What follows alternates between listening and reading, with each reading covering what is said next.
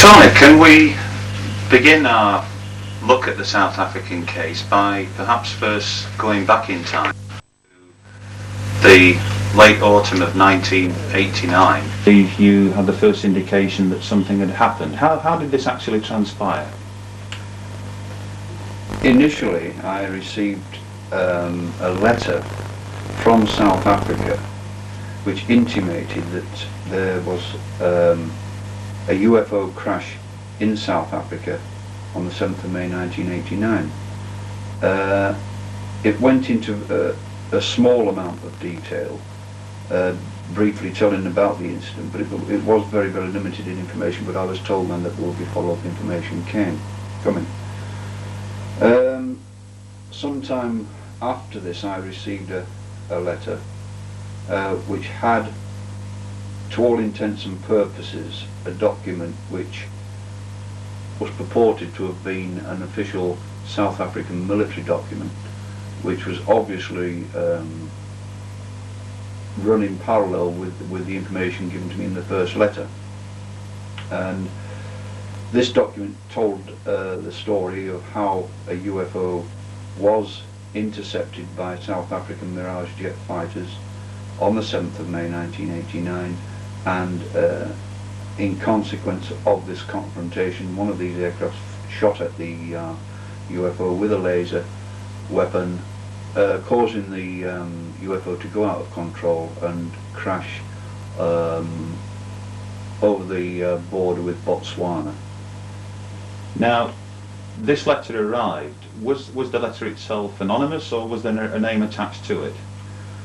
This letter, which arrived initially, came from a person called James van Gruenen, a person who at that time stated that he was associated with South African intelligence, and he also said that at a later date he would be coming to England and would like to meet. Now, he's promised to send further information in this correspondence. This duly arrives.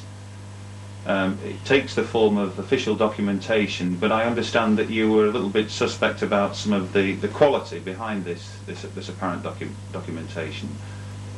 Yes, we were never under any doubt, that there were never under any illusion that this thing was a fake. It was obvious. There were many mistakes on this purported document which the official military documents just wouldn't have. So we're immediately suspicious about the whole thing, and started to sort of analyse, if you like, and wait for this meeting to take place, and ask for more information whereby we can make some inquiries of our own into the thing. Admit that the document appeared to all intents and purposes a faked document, one of several. There was still sufficient information in there to persuade you to make inquiries. Why was that? Well, that was interesting because you see, I've got to go forward a bit before I can actually answer this question. What we've got to do is the next thing, which took place very, very quickly afterwards, that the informant actually came to England and we met him face to face. And it was put point blank to him at this time that we were under no illusion that this document was a fake, and therefore, unless something could be given to us which we could independently make inquiries about, we weren't prepared to accept it as being anything being genuine. I see. What persuaded you more than anything else, either through conversations that you had with James van Gruenen, or material contained within the documents and materials that he handed to you, that there was something really tangible, viable to some of the so-called claims that he was trying to get across to you? Well, it was when other names were given to us of people who, in South Africa, who were still in the South African military, who could confirm that this episode did take place, and we were put in a position where we could actually contact these people. So as a result, well, we have names, and we started to check first of all, and certainly one of the names we were given immediately, and found that this person did work for the South African military in a very sensitive position and was closely associated with the Intelligence Records Office. So this we confirmed. But we're getting to the point where some real progress is being made, in the sense that you're actually names as being genuine persons. These are real names within South African intelligence.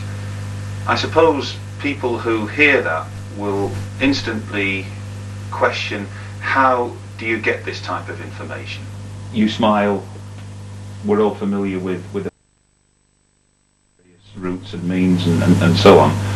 But for those people who are not perhaps familiar with the manner in which that kind of information can be created, can you perhaps elaborate a little bit? All I can tell you is that this thing is not only possible, but it happens, and we are in a position to be able. I'm not prepared to divulge the way it's done. Unfortunately, the only way we can make progress in this UFO game is to make open these avenues of inquiry, which are highly sensitive in many directions. And if we were to give things like this out, then we would have all the UFO groups trying to do the same thing. And once we did this, the whole thing would be lost. And so we've got to, for the benefit of ufology, keep some of these things a secret, if you like. What other revelations did you manage to obtain from James Van Grunen whilst he was over here in England, apart from names? All I can say is that once we started to check out certain individuals, as I told you before, and found that they were actually working in these sensitive areas, the next course of action, of course, Van Grunen by this time had basically, we were always highly suspicious of this man. We checked on him when he said he was a South African intelligence officer. Obviously that was one of the first checks was made, and of course this was immediately shot down by the South African authorities, saying this is not the case, he is not associated with us that way. But then we made contact with certainly the first person who was in very sensitive areas in the South African intelligence. And this man was very, very shocked when we contacted him and told him that we were aware of the South African incident and that we had been told about the incident by a colleague who was from South Africa. Would you say that he was pretty certain that that colleague could have been James Van Grunen, or might it have been somebody else? Did you actually tell him that he'd been to England? He knew it was Van Grunen straight away. But that didn't obviously come from you. No. That's the whole point of it. Yeah, he knew that this must have come from Van Grunen, and that is what made the thing very, very interesting, because he was very, very upset the fact that we'd been in a position to contact him to start with, and that the information in relation to this incident had actually leaked out. And as far as he was concerned, it was a betrayal of confidential information which he had actually spoken to Van Grunen about. And the point about it was, once he knew we were aware of the situation, he then said, well, okay, you know about it now, the incident, and of course he goes into the security leaking aspect of things and the danger associated with this. But he then did say, well, look, okay, I have got seen the whole file on this thing. This thing certainly did happen. We have photographs, we've got official photographs of the downed craft, we've got official photographs of the aliens, etc., etc. And then we said to him, well, we would deal with, another thing he said they got us a telex message which ran to about 70 pages, which had been sent from Wright-Patterson Air Force Base in America, giving instructions to the South African authorities on how to proceed in this particular case, how you deal with this type of thing when you're confronted with it. He then said that after a sort of long conversation, he said he would be prepared, was in a position and would be prepared to copy the telex message, the photographs and all documents appertaining to the crash. But for him to do this, he said he would be placing himself at great risk and would want something for this. we then said, well, what exactly would you like for this? Thinking he was going to ask for a large sum of money. But he didn't. He said, can you find out, or are you in a position to give me information on a secret project in England called T-47? Well, we said we could get this information and let him have it in exchange for the UFO information. But presumably you didn't have an idea at the time what T-47 was. That's the whole point about it. We hadn't a clue what he was talking about. But of course, to get our hands on these documents, which of course meant so much, we would have told him anything at that moment in time. Whether that appears dishonest or not, I don't know, but there's only one way you're ever going to get the truth of this thing, and you've got to take whatever course of action is necessary. And as far as we were concerned, that was necessary in them circumstances. So that's what happened. We said, yes, we can get this information, and we will exchange this information to you for the South African information of the crash. But the stipulation we made, of course, was that we needed all the documents and the photographs in our hands before we exchange information. We must see these first. And obviously, I mean, we didn't, as I say, we didn't know what T-47 was, but it was something obviously in reference to this country. And there is no way on this earth we would ever give anybody, even if we had this kind of information, there's no way on this earth we'd ever do something like that. But it was a means to an end. And so he says, yes, okay, I will put this in an envelope. It will not have a return address on for obvious reasons. It will be sent to you, and you should have it within 7 or 8 days, which is great. We thought, this is it. He did actually go into certain lengths to describe what was on some of the photographs. And what were the sort of things that he described? Well, first of all, he said there were photographs of the UFO in position on the ground where it had come to rest, where it crashed. There was photographs of the UFO after recovery. There was photographs of 2 aliens. All sorts of things like this. How did he actually sound to you when he was describing this? Was it sort of matter of fact, or was he talking in excited terms? No, it was matter of fact. Clinical. No question about that at all. It was as if he did actually mention at the time. He said, "Well, you know, this isn't the first crash we've had." He said, "This is this is the current one." He said, "But there has been other crashes." And that's the way he was talking. But he didn't talk, as if there was anything extraordinary about it. This is what I couldn't find. He talked almost as if it was the norm. Mm. But anyway, he's promised to put these things in the envelope and send them to us, and on the understand that we would immediately send him back information on this T-47 business, which we said we would. So that was where that particular conversation finished. Now, I think this was probably the moment when we made our biggest mistake. Obviously, we were trying to further our inquiries, and amongst the information we had in our hands was information of certain people from America who had actually flown out to South Africa as a team to assist the South Africans in the recovery of the downed craft. And when I say recovery, I mean the craft had already been recovered to a South African Air Force base, but the South Africans, in view of there being live alien creatures on board, were not didn't know quite how to handle this. So what happened was 2 C-5 Galaxy aircraft did come out from Wright-Patterson Air Force Base, carrying a team of people who were obviously very, very conversant in dealing with this kind of situation. And we had names of some of the team that came out. And so what we decided to do, we would check some of these names to make sure these gelled with what had been told to us. And the first one we went to went direct to Wright-Patterson Air Force Base, and once again we got directly, not through the telephone switchboard, but directly into the Office of Special Investigation, and asked for a name of Mr. Van Buren. This is Van Buren, not Van Buren, no coincidence. Was he presumably then not a South African? That's right, he was American. Now, we asked for Mr. Van Buren, and Mr. Van Buren came on the phone, which once again was something, another little nail in the coffin of confirmation. And he was told straight away that we were aware of the UFO crash in South Africa, and that we were aware that he had been present there, and various other things in relation to it.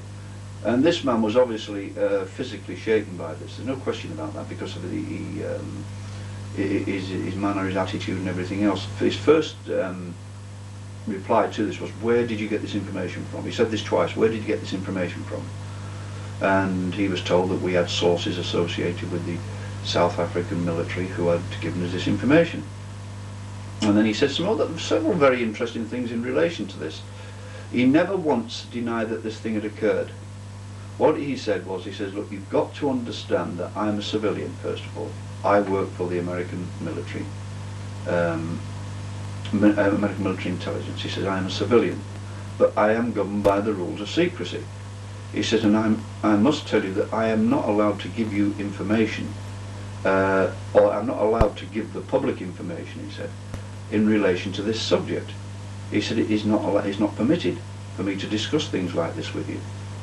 And so he said, he said, there's no way I'm going to say one way or the other whether what you're saying is true or otherwise. He said, I'm neither going to confirm nor deny this thing. Now that in itself was told a story. I mean, why didn't he just turn around and say, well, this is rubbish, it never happened? This wasn't the case. This man was physically, no doubt about this, he was physically shaken by what we'd said.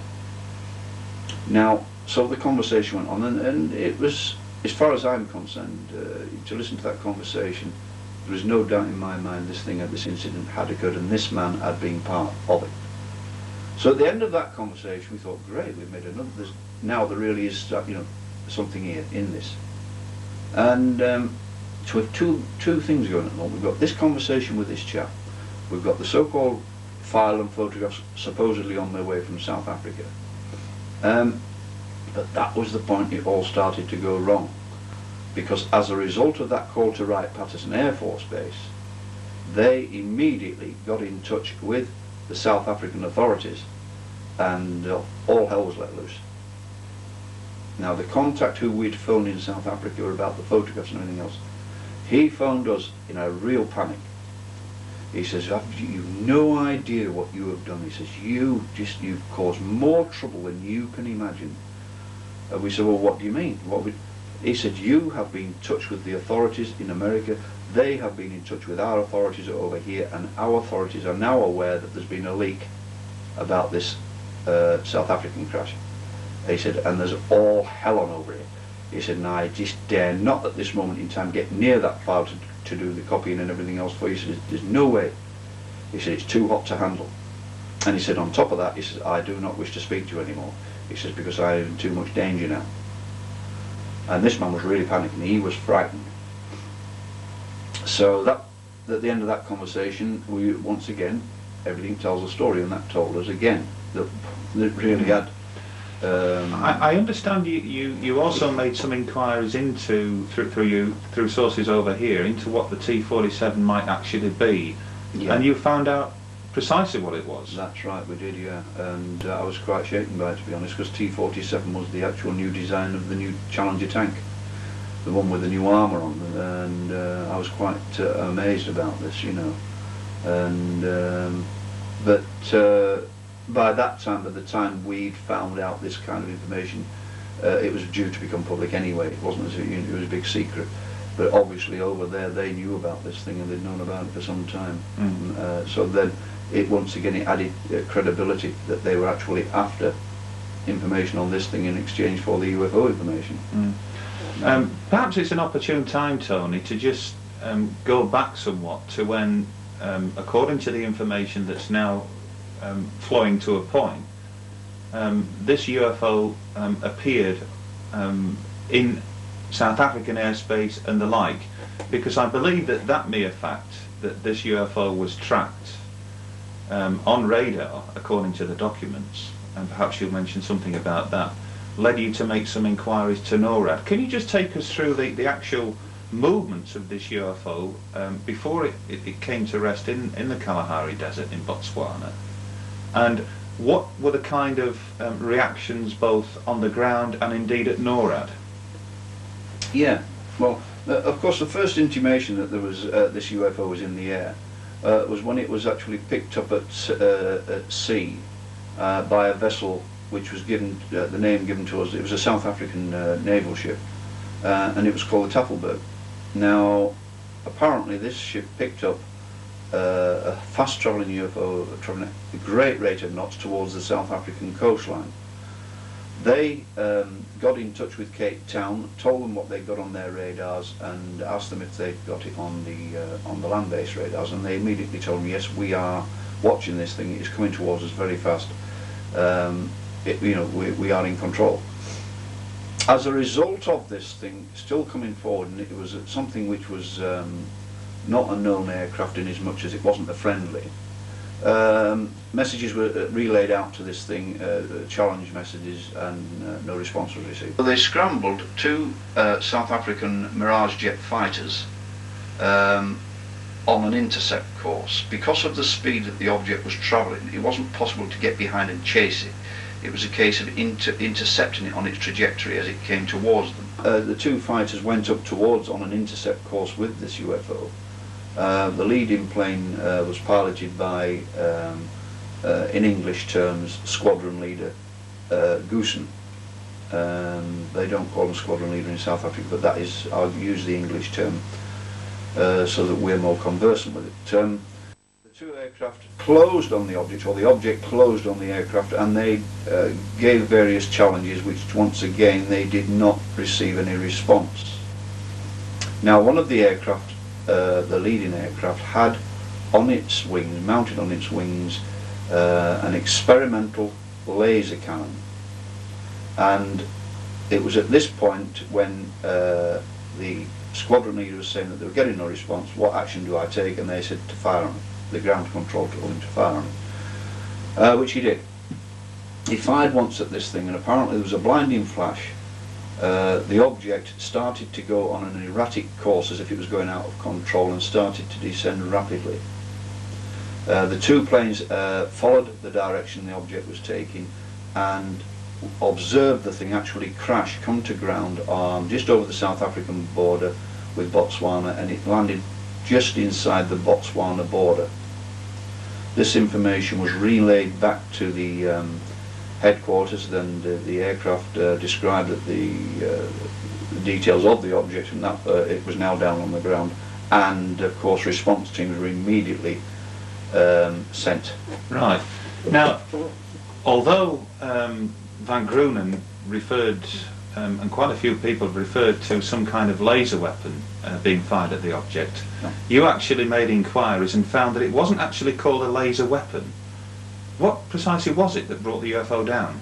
Yeah, the weapon which the aircraft had mounted on the wing, it was Maser, M-A-S-E-R. This was my mistake, and I'd never heard of a Maser weapon, to be totally honest. The only thing I heard of was a Maser, and assumed this was a laser weapon.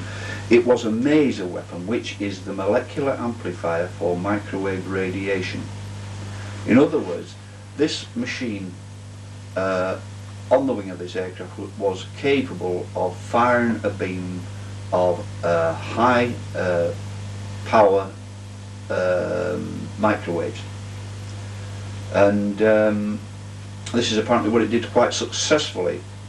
It didn't blow a hole in the craft or anything like that. What it did, it sent the thing out of control, which would imply that it's probably interfered with the drive system of the thing. Now, did you, having had the name of the squadron leader who fired at this UFO, did you make any efforts to contact this person to find out if he existed, and to know whether or not this part of the case was true or not? Yes, we did. Once again, there are people who out there will say, well, the methods we use are really not kosher at times, but if you want to get to the truth of things, there are certain courses of action you have to take at certain times. The thing was, what we did, we contacted the Air Force Base. We actually, first of all, had to make sure that we could locate this squadron leader. Once again, we had to find out whether there was such a squadron leader.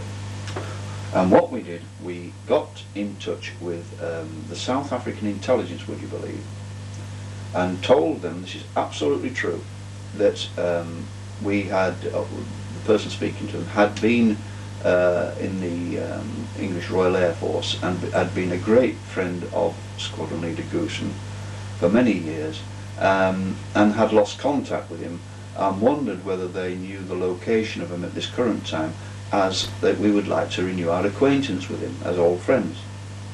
And after a short time, the voice said, at the time, the voice said, "Could you just hang on a moment?" And after 2 or 3 minutes, this person came back and said, "Yes, Squadron Leader Goosen is now stationed at such and such an Air Force base," you see. So we thought, great. We now know there is such a squadron leader, and we now know where the base is at. So it was only then a matter of contacting the Air Force base and asking for the squadron leader to get the information we required. And what we did, we phoned the Air Force base, asked for the squadron leader, who it was put through to him. He answered the telephone, and what we did was, one of our people who has spent many years in America, who has a strong American accent, spoke to the squadron leader and claimed that he was an American general who was had the file in relation to the UFO crash on his desk in America, and that he was a bit confused because the file didn't state how many times the squadron leader had shot at the craft. Was this American general's name, did that appear on any of the documents? No. So, basically the American general's name was picked out of the air. Right. And at first the squadron leader said, "Who did you say was speaking, sir?" And the name was repeated, and of course, and it was in a brusque way, as a general would be. And also said to this South African squadron leader, "Surely, squadron leader, it doesn't take you. And what I want to know is how many times you fired at the damn thing. I'm not asking anything else. How many times did you fire the damn thing?" And the squadron leader immediately came back and he said, "I fired once, sir." And then the squadron leader was obviously feeling a bit itchy about this, because he said, "Would you mind hanging on while I go to a safe phone?" And our end just said to him, "No, thank you very much, squadron leader, you've answered our question." So that was a confirmation from that source. Well, now, people may find it surprising that somebody in his position in the South African Air Force would willingly divulge that kind of information. Did the person who was representing the American general, or pretending to be the American general, did he actually use a code name or a file name to get that information out of the squadron leader? In other words, was there something more substantive? Yeah. Yes, he did. He used the code name which we had on the file, and of course this immediately told the squadron leader at the other end that this man, he had the file in his hands to all intents and purposes, yeah, and that is the reason he actually, even then he was uneasy about answering without going to a safe phone, but he did answer the question because our general was a bit belligerent, and so he got the answer he required. He said he fired once at this thing. What was the name of the file? Silver Diamond. Now, Silver Diamond, I think you've got your own particular theories about why the file might have been called that. Well, they're not my theories. They're good ideas, basically.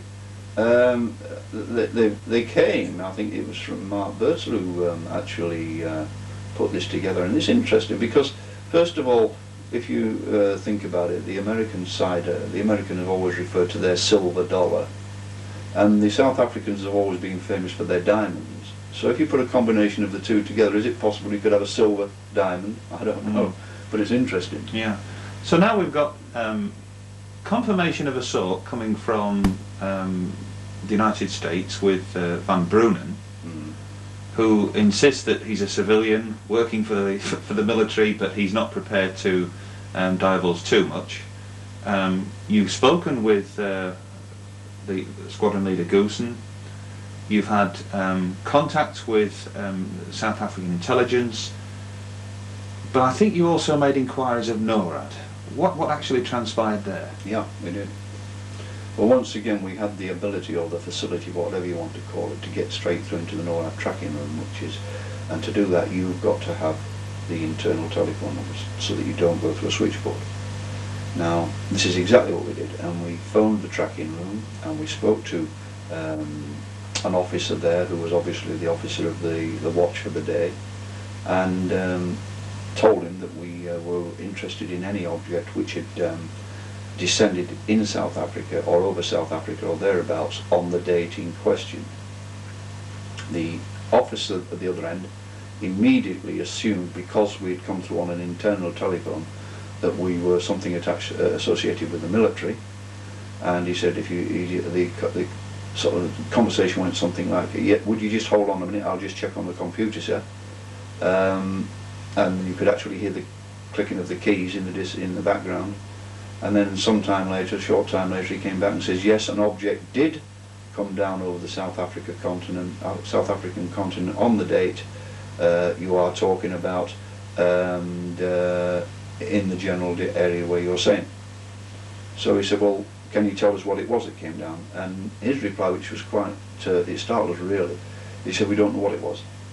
Because I would have thought NORAD would have known everything that's going down, but he said, we don't know what it was. Unless he's not in a need-to-know position. Absolutely, absolutely, yeah. But the point about it is that the NORAD tracked an object going over South African coming into our South African airspace and actually coming down. And that was confirmed by NORAD. So that was just another arrow in the quiver of this whole sequence of events. Now, just pausing for a moment, there has been some people who suggest that the information that's come out about this South African case was in fact referring to nothing more harmless than some kind of meteorite activity or possibly satellite debris which occurred a year previously in the general area. Mm-hmm. Now, the Smithsonian Institute, for instance, have put forward information relating to this incident in 1988 on the same day. Sure. But did NORAD at any time suggest to you, whilst you were in communication with them, that they were referring to an incident that happened a year previously, or they were definitely referring to an incident that happened just weeks previously? They were absolutely certain that this was the date and time we were talking about. There was nothing to do with the year before. They were talking about the date we gave them, 7th of May 1989. No question about this at all.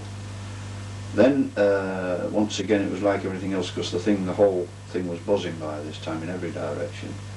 And usual elements came into the thing which we tend to put down to, say, disinformation or whatever you want to call it. But certainly things then started to happen which were likely to cause all sorts of problems for us with this. And where we were getting calls from the South African Embassy. Was this while James Van Grunen was still in this country? Absolutely, yes. There was a call received at 2 o'clock in the morning from the South African Embassy demanding to speak to Van Grunen, and Van Grunen was put on the telephone, and he was physically frightened. When he came off that phone, he was physically frightened. No doubt about that at all. Then another call came through in the early hours of the same morning. This was after the South African Embassy incident. This was from an actual military commander in South Africa. And this man was, no question about this, his actual tone was belligerent. He didn't request to speak to Van Grunen, he demanded that he be brought to the phone, and there was nothing polite about this man. I demand to speak to Van Grunen. Van Grunen was once again put on the telephone, and by the time he came away from that telephone, he was terrified. So these were the type of things that had started to develop by this stage with this thing. Did you actually get to discover any of the names of these people at the embassy here in London? Associated with? Well, their actual backgrounds. I mean, did Van Grunen, for instance, give you a name? Somebody's on the phone from the South African Embassy. Was there any checks to make sure that these were actual calls from the embassy? Oh, absolutely, yes. It's because there were names of people that we knew, actually knew were at the embassy, and of course we would have checked them anyway. We missed nothing.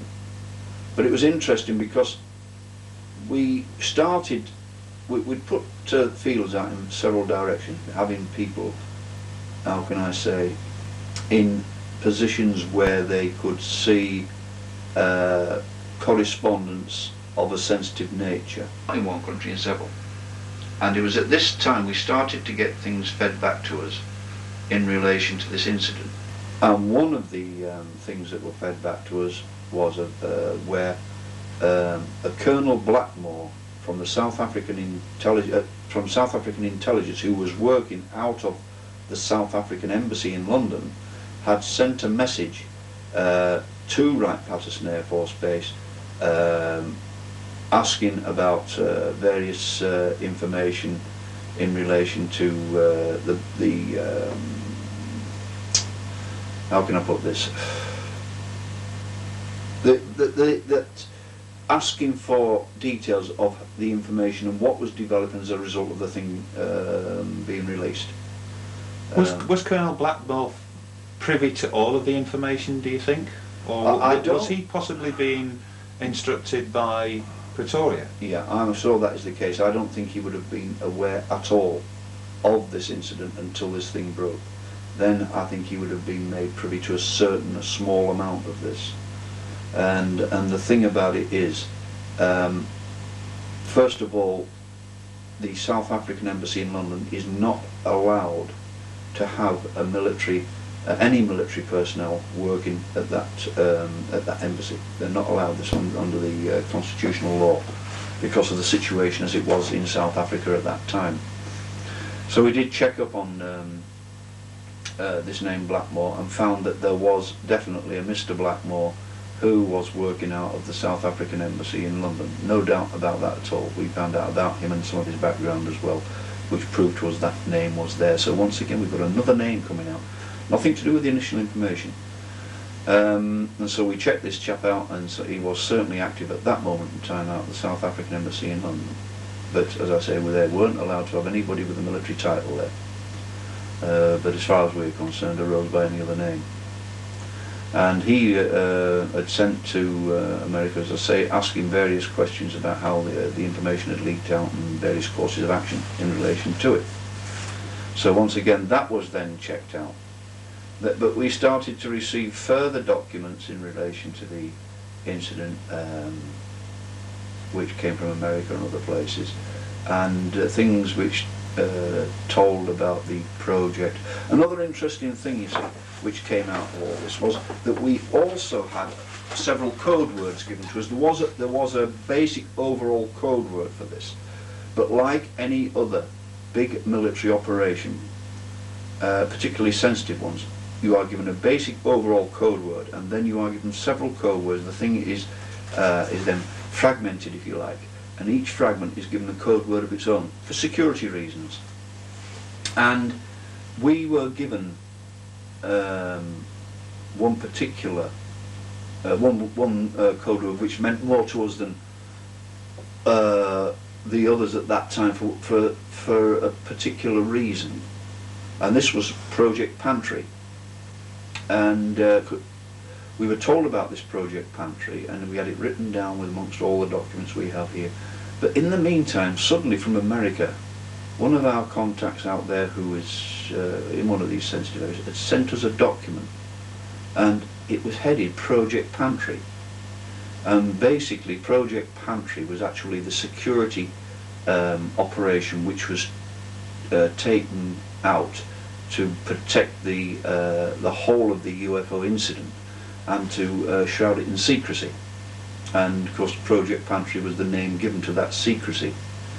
And I suppose when you look at pantry where you keep things, I don't know, but that was the name anyway. But the interesting thing was we'd been given that name initially, and that name had never been used, and suddenly we get the document through from America which talks about Project Pantry, and it talks about that the two English people who have been liaising with the South African intelligence officer in relation to the crash UFO out there, and that the thing must be, they even talk about the UFO being moved to a more secure location because of the leaks, the security leaks.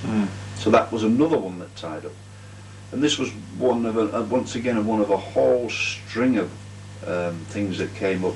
Yes, I understand that even here in England, just prior to your first public lecture in Ossett here in West Yorkshire about the South African affair, you were approached by Harry Harris, the Manchester-based solicitor, who had some interesting information to impart.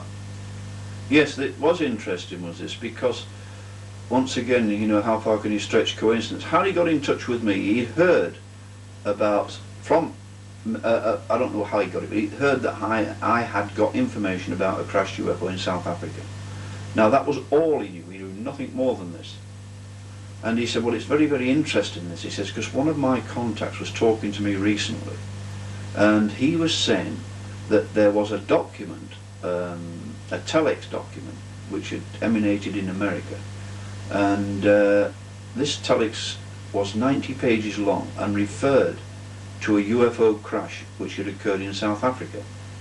Now the friend who told Harry Harris this had actually had sight of this document, having been shown to him by his friend.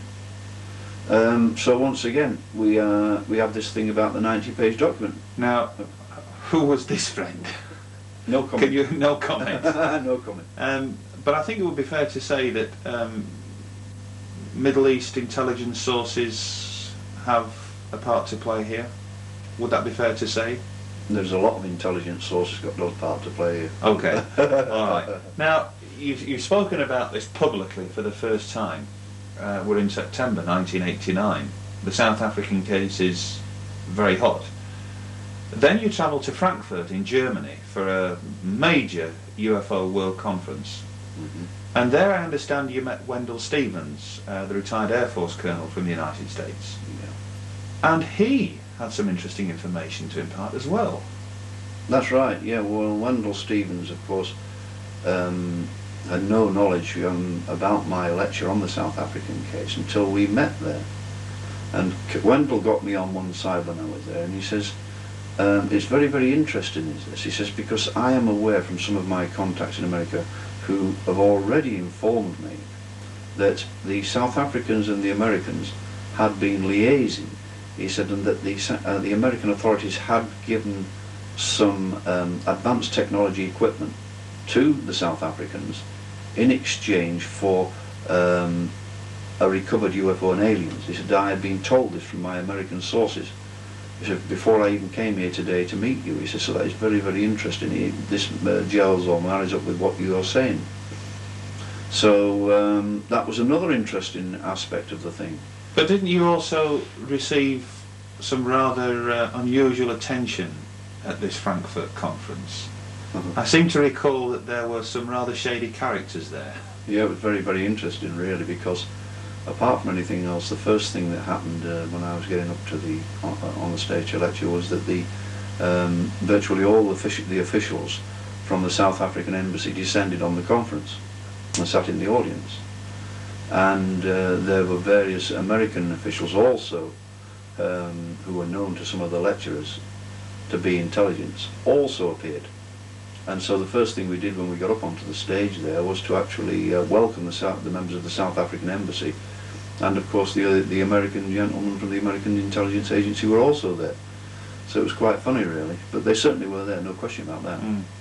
So now we have this huge interest being shown in the South African case. A lot of incredulous comments from the UFO community worldwide, Sure.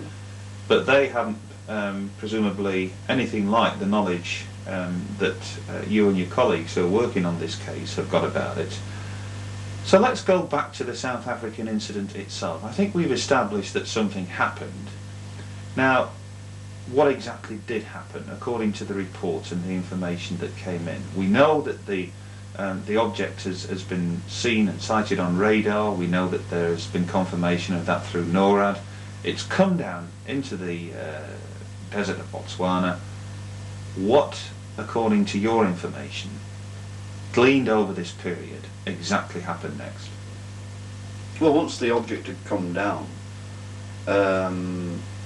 retrieval teams were actually mobilised immediately, and they set off towards the direction of the craft. And the information is another item of information was that there was actually a helicopter crash with its crew, who were one of the first to respond to this thing. And apparently when they got to the scene, they actually overflew the downed UFO, but at very, very close range. And as they flew over the UFO, the electronics of the helicopter actually packed in, and the whole thing crashed to the ground, and they reckon the crew was killed. And after that, the thing was approached a great deal more cautiously from a point of view. No more helicopters were allowed in the area, anything like this, and any aerial activity was told to remain at distance. And when they arrived, also the mechanical vehicles, which were heavy lifting vehicles and all this kind of business, which went to the scene, they found that as they got closer to the thing, they started to have electrical trouble. So what they did, they stopped the vehicles as close as they could get without interference. And apparently there was a call sent back for some substance to be actually brought out to the scene. And I don't know what the substance was, but apparently it ended up being painted on the outside of the object, the craft. And this tended to neutralise whatever the effect the craft was creating. And the whole thing was painted in this substance. And then the vehicles, etc., were able to get closer to it. What kind of crash scene are we looking at here, Tony? Are we looking at something where there is a great deal of destruction, or with hundreds or thousands of fragments, or are we looking at something which has more or less survived intact? Yeah. Well, no, there's no question about it. The thing has survived intact. It's gouged a great crater as it's come and hit the ground, slid along, and then come to a grinding halt as it's took an enormous hole. But the craft itself was in one piece. And the only obvious sign of damage to it was that there was one telescopic leg protruding, as if the crash or whatever had activated the thing to come out.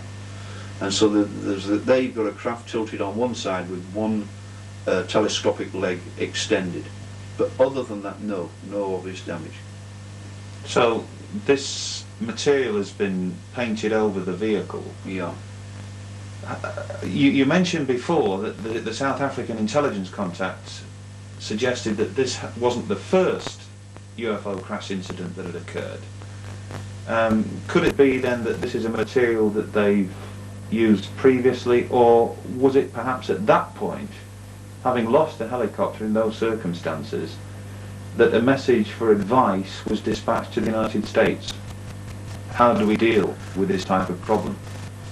Yeah, I know what you're saying. It could well be what you're saying. I don't know one way or the other. All I know is that this material arrived at the scene not a long time afterwards. I would have had a tendency to believe that they actually had this substance and brought it directly out as a result of this type of activity. But having said that, it could have been the way you say it. It doesn't take long for them to get onto the phone to America and ask what do we do with this situation, and then have this stuff, I don't know, mixed, painted, or whatever they do with these things. I don't know, I'm no scientist, but I certainly think that the one certain thing is that something did come out which was painted on there and it was effective. So somebody knew what they were doing. Have we any idea of the kind of numbers that were at the site at this period of time? Were there, for instance, just military teams, or were there actual specialists of one kind or another? I understand that there were military personnel. Certainly there were people who were obviously driving the heavy transport, people who were capable of using the heavy lifting apparatus. There were, without question, scientists there. I think we had a mix. I think the scientists were certainly associated with the military anyway. I think the whole thing was a military operation, without question. But nonetheless, this is in another country. It's in Botswana. Sure. Was it, Sure. to your knowledge, a problem for the South Africans at this stage? Were there any villagers, for instance, nearby who might have seen something? What happened in those circumstances?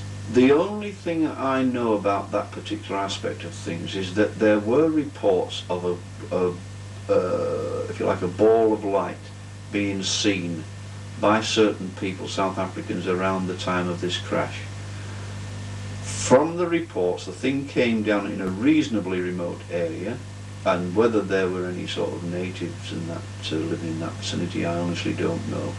But I do know that that particular part of it was sealed off very, very quickly. And there is nothing to indicate that the South Africans sought permission from the Botswanan authorities to remove the thing. And there's nothing to indicate that this was the case. It may have taken place, this, because I'm certain that the Botswana authorities wouldn't have had a clue as to what to do with this thing anyway, because I mean the South Africans are far, far more technologically advanced anyway.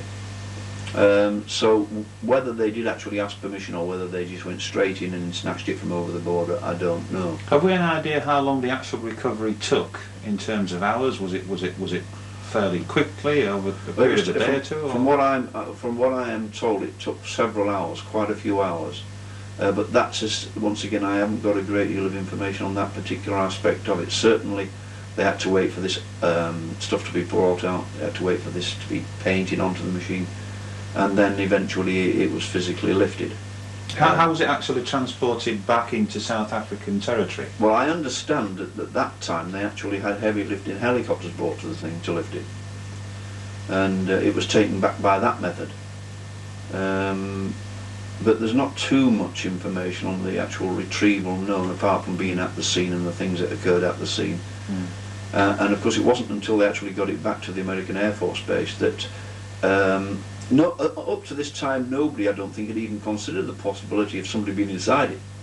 Were there any efforts made to enter the vehicle in the Kalahari region? No, that's the interesting thing, and I suppose when you think about it, all they were interested in doing is getting this thing back to the Air Force Base quickly, and that may have been part of the snatching process to snatch it out of Botswana. But it wasn't until they got it back to the Air Force Base in South Africa, where the thing had been put down and basically looking at it, that suddenly there was a sound came from it, and a door started to open in the side of it, but it only opened a few inches, and it was obviously something which had occurred as a result of the impact, where there was something jammed, so the door could only open a slight amount. So what they did, they used hydraulic gear to actually force the door open, and it was at that point, when they got the door forced open, that these two aliens came staggering out of it, two little guys. Now it was apparent to those watching, from the information I was given straight away from the outset, that one of these aliens was quite badly injured. The other one seemed to be okay, but appeared to be giving some sort of assistance to the injured one. And in the meantime, of course, when this occurred, they actually they were immediately taken under guard, the aliens, and a very, very quick makeshift medical facility was put together. I don't know how they did it, but it was on the Air Force Base, where doctors were told to put this thing together to accommodate these two aliens. It was basically to isolate them more than anything else, I think. But I understand that the doctors did try to give some form of assistance to this injured creature, but as doctors do, they approached the creature with a view to taking a blood sample, you know, with the old hypodermic and that, and the creature reacted immediately and attacked one of the doctors, who received very serious lacerations to the face and chest. And at that time the doctors backed off, of course. Had been removed to a medical facility. Were the Americans actually there at this time? A short time afterwards. There wasn't a great deal of time afterwards, but they certainly arrived a short time afterwards, and until the American people arrived, everything was put on hold. Nothing was done about the craft itself, and it wasn't until the American contingent arrived they seemed to immediately take over the proceedings. And it was at that stage they were seen to be entering the craft and removing various items of technology from within the craft, but this was done solely by the Americans. Were there any medical staff from the United States there as well? I understand that there were people there who knew about how to handle these aliens, yes. Now, the question is, how long was it before the Americans took it upon themselves to remove everything lock, stock and barrel back to the United States? Well, that wasn't very long, because it seemed that the whole thing would already been totally planned before their arrival, exactly what action they would take when they arrived there. And the whole thing seemed to be geared up as if it was a coordinated plan. There was no when they arrived, stopping to discuss how they were going to do things. The things seemed to take place automatically, and then everything was put on board the Galaxy aircraft, the C5s, and transported back to Wright-Patterson with all due haste. Now, there were some dates that were mentioned in terms of this transportation. Did you actually make inquiries with your sources in the United States to find out whether or not it might be possible to learn as to whether or not these aircraft duly arrived on that particular date at Wright-Patterson? Yes, we did. We checked this out, and they did arrive on that particular date. And the thing about it was there was an alert status put on Wright-Patterson Air Force Base on that date, and it was under the heading defence conditions. That was the code word they used, which is when they put some on high alert.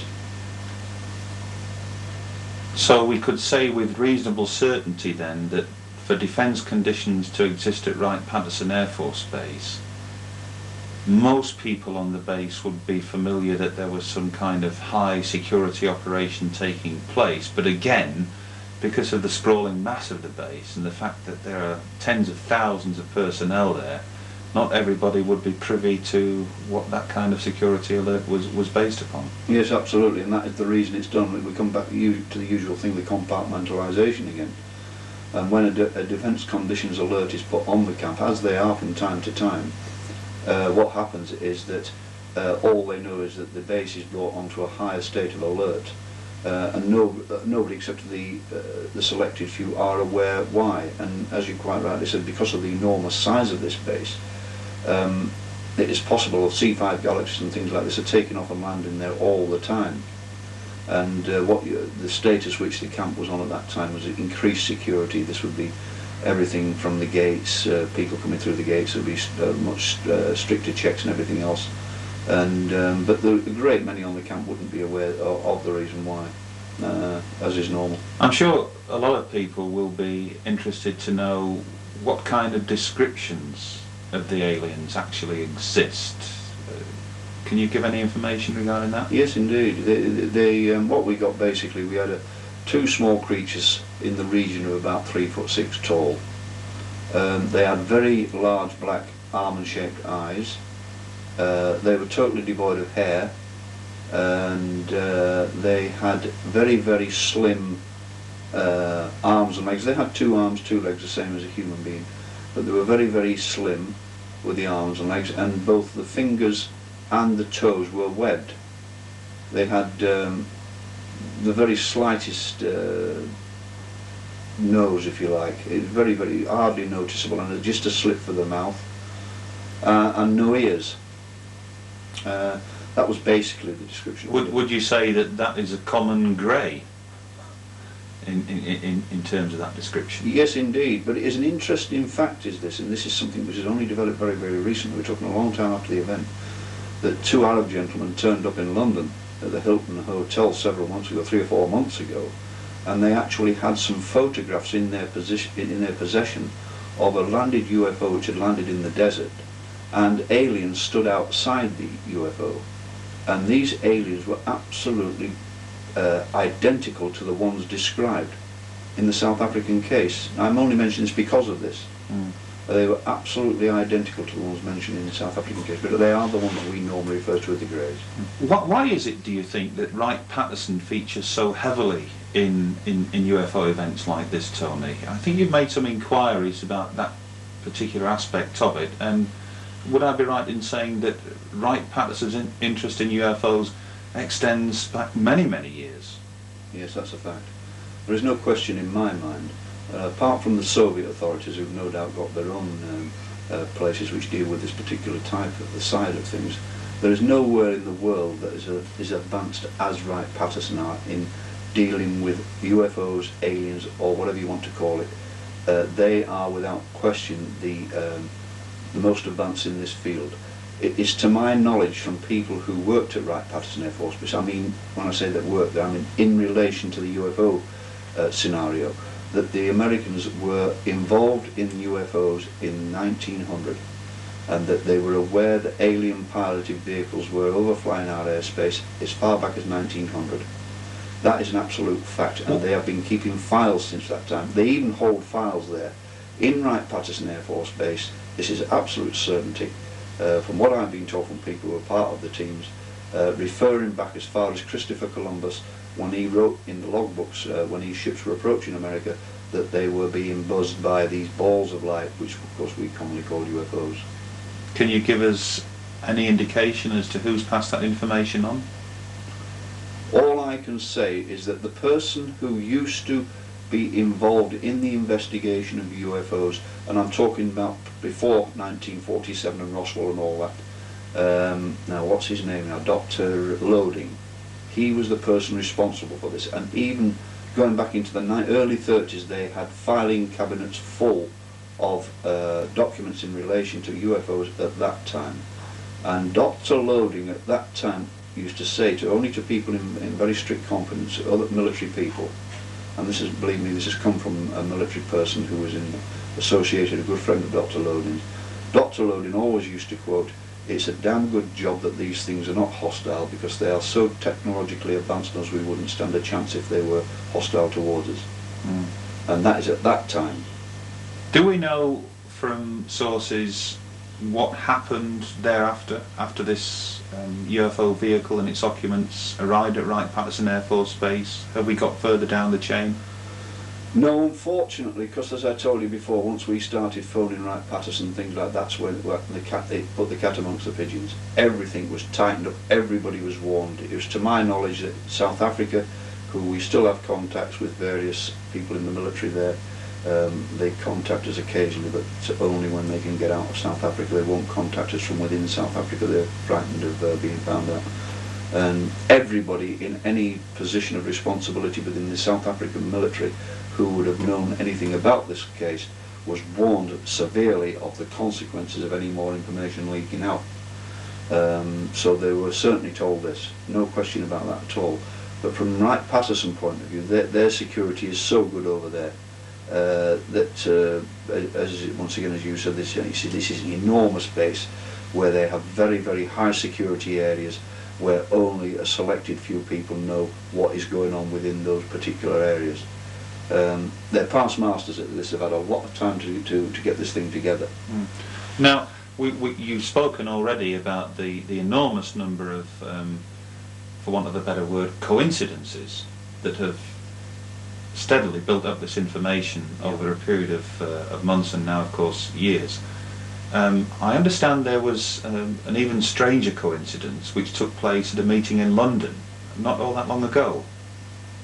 Yeah, well, that's interesting, because we have never ever left this South African incident alone. Even though time has passed on it, we have delved and we have pushed and we've done all sorts of things to try to make further breakthroughs. And this was a particularly good one, because in London, obviously there are representatives from God knows how many nations which serve at various embassies, etc. And from time to time they have diplomatic dinners whereby the representatives from all the embassies get together and their friends and all this kind of business.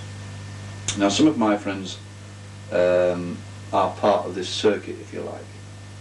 And on one occasion, one of my close friends was actually at one of these diplomatic dinners, actually sitting at the same table, there was a half a dozen around the table, as the Minister for the Environment for Botswana. And my friend said during the course of this dinner, it is to my knowledge that this thing crashed in South Africa on the Botswana border. Are you aware of it, you see? And of course this chap immediately smiled and said, well, this sounds a lot of rubbish to me, I've never heard of any such thing. Anyway, my colleague was persistent. He said, well, I'm telling you, we have this information and that everything points that this has happened, you see. So this chap from the Botswana government says, well, look, I'm going back to Botswana in the next few days and I will be over there for a couple of weeks or so and then I'll come back. He said, I'll make inquiries about it. He said, but I'm telling you, it's rubbish. Anyway, eventually this several weeks passed and another of these dinners took place, and during the course of this particular function my friend was there and so was this Minister for the Environment from Botswana, and he caught the attention of my friend and says, could I have a word with you? And so my friend, sure. And he says, well, look, he says, I'd been back home and I made inquiries about this incident crashing on the borders of Botswana. He says, and I have been told that this actually took place. He said, and it's very, very secret. He says, what I can't understand is how the hell did you find out about something like this when I couldn't find out about it? I'm a minister for the country. He said, how could you get this before I did? All he did, he confirmed that this thing had taken place. And this man's name is Mr. Dathoko Saiso, His Excellency Mr. Dathoko Saiso, the Minister for the Environment for Botswana, and he confirmed that this crash did take place. Now, a number of other researchers have made tentative inquiries into the South African affair. Margaret Fry, who's based in Wales, I believe, she received correspondence from a contact in South Africa who basically said, this is too hot to handle, keep off. Cynthia Hind has had a fair bit to say and write about over the South African case in the last few years as well. And again, the evidence points to there being some kind of incident, but always there is this this feeling that people who make inquiries are being warned off. Now, you've actually experienced that at close quarters. Can you perhaps elaborate on that for us? Most certainly. The thing is, if you live in these countries, i.e. when we talk about the actual inquiries done from within the country, i.e. Cynthia Hind, who is a good researcher in her own right, there's no question about this. When you live within a country where the security is so tight, if you start to do things which are likely to rock the security boat, you are going to be in very great danger. And people who live out there, they back off by saying, there's no way, no, I am not risking my life for something like this, which is understandable. Now, it's a bit different when you go out of their country to other countries. They probably don't enforce their security, so how can I say, strictly in as much as they would take action against you if you did something to release information they didn't want to release. And I'm not saying they wouldn't take action against you in another country, they would, but I think it would be much more subtle. But I certainly was, when I went to America and I spoke at the Tucson conference, I was certainly taken on one side by two members of the CIA who, I was lecturing on the South African case incidentally, and they did warn me in no uncertain terms to be very, very careful what I was doing, as that I would be in great danger, and always to be very cautious as to what I was saying. So, and I've had, of course, various death threats over the telephone. But those sort of things don't stop you, or they don't stop me, and we just carry on regardless. But obviously people don't start threatening you unless you are onto something which they don't like you talking about. And that, if nothing else, these threats I've received prove this. But from the point of view of other researchers who have turned around and all sorts of things they've said, castigating me and my colleagues who have been involved in this thing, what we've got to look at first of all is when we look at other researchers, we've got to say first of all, what is the quality of their research? What are the resources available to them? Who are their contacts? Because a great many of these so-called researchers, they do no more than sit at a desk in a little cosy office somewhere and make all these amazing announcements, and yet they have no idea whatsoever of what the thing is all about. And it's easy enough, I can sit here and I can criticise everybody in sight from my office, but we go out and get things. We travel the world after information, and we don't just sit in an office and criticise everybody else because they are coming up with something that we can't come up with. What I say is, I have gone into this thing as a serious researcher, as a professional trained investigator. I've approached it from this point of view. We have got contacts in areas where some of these other ufologists would have a baby if they knew the truth of what we've got. So as far as I'm concerned, these other so-called researchers, they can say anything they like, but they will never be true researchers. And it's sad when people work as hard as we do to get the information we do, and then suddenly all these so-called professional researchers come out and say, oh no, this didn't happen, this is a load of rubbish, etc. Another one thing they don't know about this case, and very, very few people do know about this case, is that there was a South African intelligence officer who actually went absent from his country as a result of this case, the leaks coming out on this case. Because the leaks did get out, the person who was responsible in South African intelligence for keeping this thing shrouded in security actually left his post and absconded because he was frightened of the repercussions which would occur as a result of it. That intelligence officer came to England. I'm not talking about Van Grunen now. He came to England and had meetings with us, and he has now assumed a different name and is living in a different country. And there is no more to be said about that. That's as much as I will say about it. So, your argument for all those people who would and have demanded names, sources, contacts, placements and so on would be what? There is no way. I am not prepared to put anybody at risk by divulging names. Never, under any circumstances, will I betray anybody who is feeding me secret information. The only way we can get information on the level we get it is for sources of that information to know they are absolutely guaranteed that we would not, under any circumstances, put them in any danger by divulging their names. That is the case, that will always be the case, and if it meant me having to give names out which would put these people in danger, I'd burn this whole South African file. It's as easy as that. That is not the way we operate. Now, the most famous UFO crash in UFO history, if you like, has been the Roswell incident, which took place way back in 1947. And to this day, it appears, new witnesses are coming forward. We're talking about an incident which is much more recent, which could potentially be as important, if not more important, than Roswell. But how do you yourself compare the two incidents, and what do you think are the lessons that can be learned from the experiences of having to wait so many years for discovering the truth behind Roswell, that we can put into place now in terms of the Kalahari incident? Yeah, of course, whenever something like this occurs, I mean, there are many, many crashes, as we know from various sources, but the problem is whenever something like this occurs, whereby the only reason we get hold of this because somebody leaks some information or something of this nature, immediately the authorities are aware or find out that this information is being leaked, immediately the whole disinformation program starts. Cloud the water, throw them in the wrong direction, do anything to take them off the course they're going in. And the thing about it is that's the whole thing. We must not be deviated from the course that we are taking.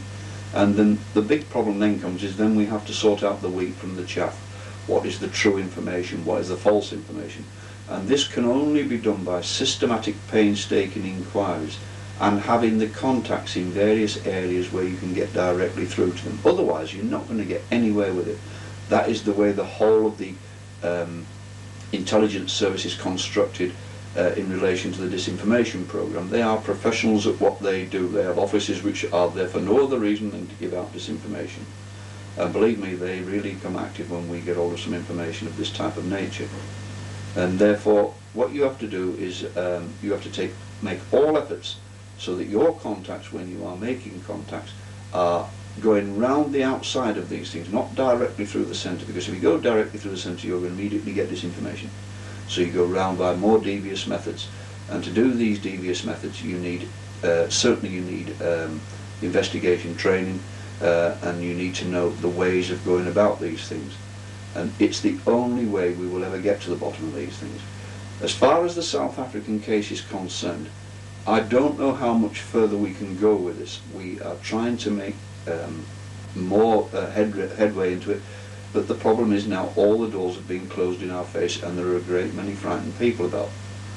We are still going at this thing, and I am at this moment in time in touch with a top South African how can I put it, news team who produce programs equivalent to our Panorama and this kind of thing.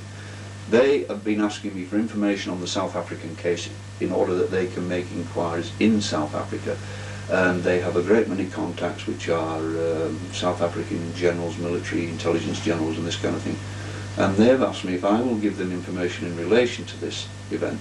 They will then cooperate and give me the results of what they get. So I have been liaising with them, but at no stage have I ever given them anybody's name. And I laid this out straight away to them that there was no way I was prepared to divulge names. This liaison is currently going on, and hopefully it will be fruitful. If we do get some information from it which will take us further with this case, you will most certainly hear about it.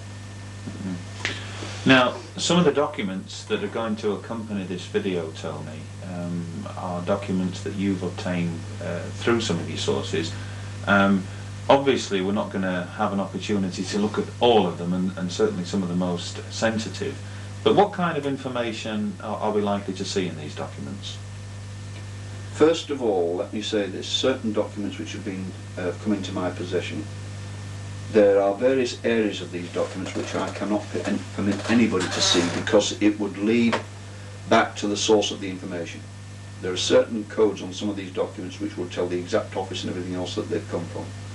Once they can be fed back to that, they can then be traced to people who have been, if you like, taking copies of these documents. So we've got to be extremely careful. So various things will be done, and extracts from the documents you will certainly see. But there are some interesting ones, and one particular one I find of great significance, and this is one, it's headed top secret, and it talks about, it says 28th of May, Nantville shown 2 objects found aboard the craft, believed to be weapons of unknown operation. Now it says Nantville received requests from CIA for photographs of the 2 objects believed to be weapons. Records found aboard the craft translated by so-and-so, alien entities hostile towards mankind. Advised Dr. so-and-so to find solution as to the ultimate intentions of the entities. That is, you won't be able to see much on the video, but that is one of the documents, and that is one that will be put in as part of the package for the South African incident. There are other documents there. There's one here when we were talking about Project Pantry, when it says we agree that the Project Pantry should remain out of their hands due to the uncomfortable situation we are in due to the security leaks by a South African intelligence officer who is at present on the run. So that's where the Project Pantry came in. There is one here where it was from when we spoke about Mr. Blackmore. Now this is headed from the head of counterintelligence with regards to the unidentified wreckage we obtained. Please keep us informed as to the whereabouts and movements of the intelligence officer who leaked security information regarding the crash. The individual in question is known to have received help from a group of individuals in the United Kingdom and possibly Canada. One of these individuals who helped him called our embassy in regards to the case. Please keep us informed of the status of the investigations. Then it is signed Colonel Blackmore, Intelligence Division, London. And this is what we were saying, because the only place in London is the South African embassy. And when we checked there, of course they're not, as we said, not entitled to military personnel there, but we found that there is a Mr. Blackmore. He works out of the embassy, he's called Mr. Blackmore, and there is no official military attaché at the embassy, but Mr. Blackmore operates out of the embassy. So that's another thing. These things all come together. This particular one, headed top secret, the craft in question should be removed to a more secure location due to recent security links. All personnel involved in this, it should take effect immediately. Let me see, this one here. It says, it is better for all of us, Doctor, if in cooperation with the government try to muddy the waters regarding this case. In response to your letter, I do agree from our point of view that it would be the right course of action to take. I have no need of this document from the DIA regarding NIDA. We have been offered access to government documents on this matter. We look forward to your report. Tony, a few documents there, perhaps for the benefit of the cameras, we can have a look at the thickness of the actual South African file. I think it would be very good to to draw a comparison. Yeah, I think this is the this is all the South African file and everything that refers to it, and so you can imagine that the amount of work which has gone into this, and every piece of paper in here has some relevance to this South African case. In fact, a great deal of relevance, else we wouldn't have it here. There are all sorts of things referred to, even as much as where we approach the Rand Corporation in America about the production of maser weapons. And it might interest you to know that the Rand Corporation sent us some documentation which stated that they were working on these maser weapons in 1954. Now, if they were working on them at that time, can you imagine how advanced they are now? And we have official documentation talking all about that aspect of it. So there was no angle which was not covered in our investigations on this. So perhaps now's an opportune time to summarise, if we may. We've listened to everything that you've had to say about this particular case, but let me try and, if you like, fall back on your former police service experience. You said that you were a trained investigator, and obviously that stems from 25 years as a serving police officer. Correct, yeah. You've obviously dealt with many people, hundreds, thousands of people who at one stage or another have made their way to the courts for various crimes and such like over the years, but nonetheless each of those cases would have had a case file. Sure. So let's look at it in this term. Here you have a case file. You're an investigator. Are you convinced, having gone through this case now over a period of the last 4 years, that this South African case is absolutely 100% genuine? As genuine as anybody can ever hope to get it with the information which is available in this file, yes. We would like obviously more information to totally sew the thing up. But if all I can say is, if I was dealing with a case in a court in this country, with the information I've got here, I could successfully prosecute somebody with the information I've got available, which would prove that the case was there on that balance, yes. And all I can say is, you know, maybe one day the whole thing will come out. I hope it does come out, because then I'll be able to turn around and say, well, after all the lambasting I took from all these so-called investigators, oh, it never happened, etc., etc. I wonder what would happen when if it turns out and they say, well, they actually release information, say, yeah, well, this crash did occur. I wonder about what all these investigators who have turned out and said it never occurred. Will they be the first ones to turn around and hold their hands up? I wonder.